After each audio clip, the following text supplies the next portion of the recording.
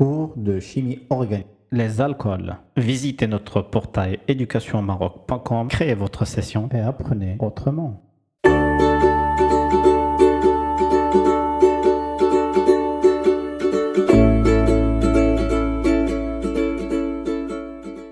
Les alcools. Ils comportent un groupement OH placé sur un carbone sp3.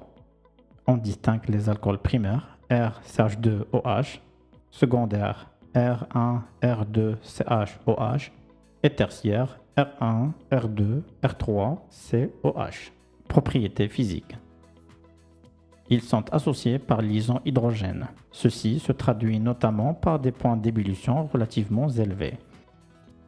Exemple de l'éthanol avec un point d'ébullition de 78 degrés. L'oxyde de méthyle avec un point d'ébullition de 24 degrés Celsius. Ici, on représente l'association des alcools par liaison hydrogène. L'éthanol forme des aziotropes avec l'eau, c'est-à-dire la fonction alcool constitue une partie hydrophile de la molécule et la chaîne carbonée une partie hydrophobe. Il en résulte que les premiers termes, c'est-à-dire les alcools à petit nombre d'atomes de carbone, sont miscibles à l'eau. Les alcools sont solubles dans les solvants organiques, ce sont eux-mêmes de bons solvants. Propriétés chimiques. Dans cette partie, on va voir les réactions qui impliquent la rupture de la liaison OH et les réactions qui impliquent la rupture de la liaison CO. Mobilité de l'hydrogène. Formation et réactivité des alcoolates. Le proton de la fonction alcool est susceptible d'être arraché par une base. Alcool primaire, pKa est égal à 15. Mais on forme également des alcoolates par action directe de métaux alcalins, lithium, sodium, potassium, sur un alcool, c'est-à-dire des réactions analogues à celles du sodium avec l'eau.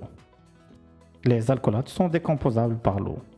Les alcools secondaires ou tertiaires sont moins acides, avec un pKa entre 16 et 17, en raison de la déstabilisation de l'anion par Fe+I.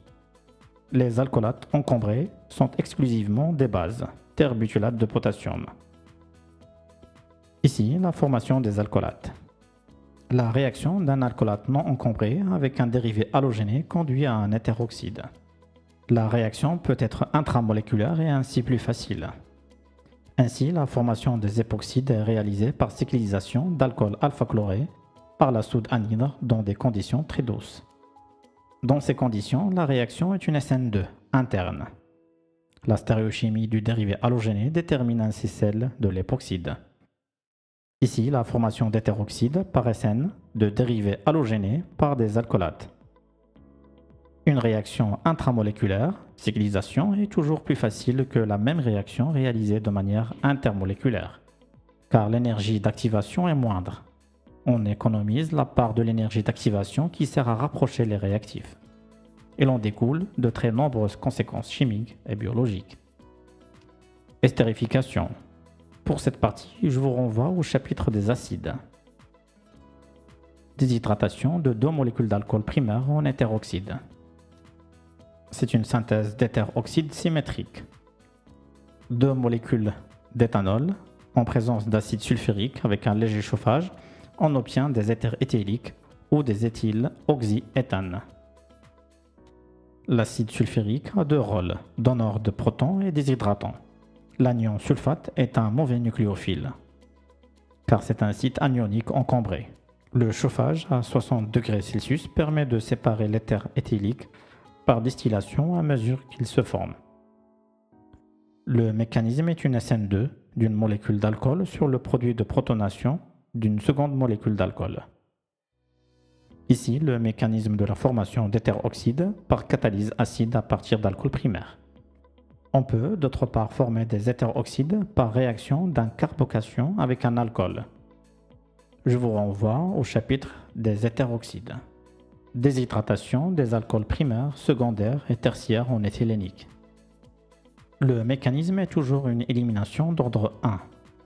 Quelle que soit la nature de l'alcool. Pour déshydrater les alcools primaires, on chauffe en présence de KHSO4 ou d'alumine, ce qui permet d'éviter des réactions secondaires comme la formation des hétéroxydes. Ici, la formation d'éthylénique par déshydratation acido-catalysée des alcools. Réaction des alcools avec les hydracides. La vitesse de réaction diminue dans l'ordre alcool tertiaire, alcool secondaire et alcool primaire. Selon la nature de l'alcool, le mécanisme est une SN1, une SN2 ou un mélange des deux. Certains alcools tertiaires donnent des produits transposés en raison de réarrangements de carbocation intermédiaires. Ici, l'obtention des dérivés chlorés par action d'hydracide sur les alcools.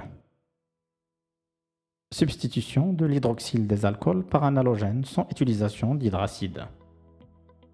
On préfère aux hydracides des réactifs d'halogénation. Le plus utilisé est SOCl2. Il a l'intérêt de ne livrer que des sous-produits gazeux. Le pentachlorure de phosphore, PCl5, est également employé.